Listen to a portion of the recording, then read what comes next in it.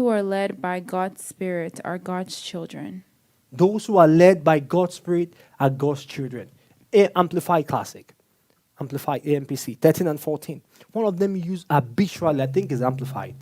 Read it from me, please. For if you live according to the dictates of the flesh, you will surely die. But if through the power of the Holy Spirit you are habitually putting to death, making extinct, deadening the evil deeds prompted by the body, you shall really and genuinely live forever. Do you see that? For if you habitually, if you what? Habitually putting what? To death, right? If I'm correct, is that what you said? If you habitually putting to death the dictates, is that what it says? Or am I quoting it wrong? It says, sorry, but if through the power of the Holy Spirit you are habitually putting to death the evil deeds prompted by the body. Thank you. For if by the power of the Holy Spirit we habitually put to death the evil deeds prompted, hold on, who is prompting it? The body.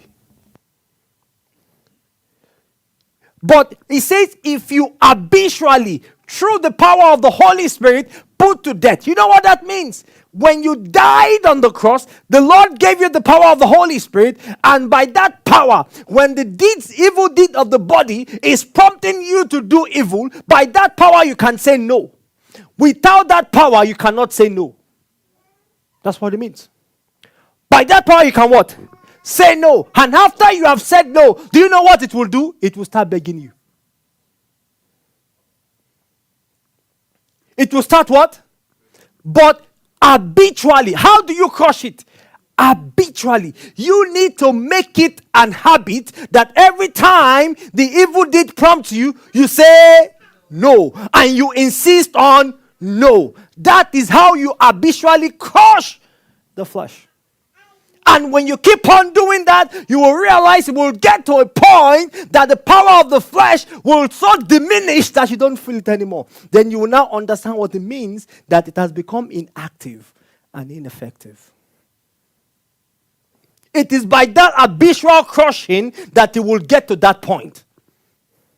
At this stage, some of us, has the prompting of the body, the evils of body, as it's prompting us, we are not telling it no. Rather, we are feeding it. You know, when you feed it, it gets more powerful.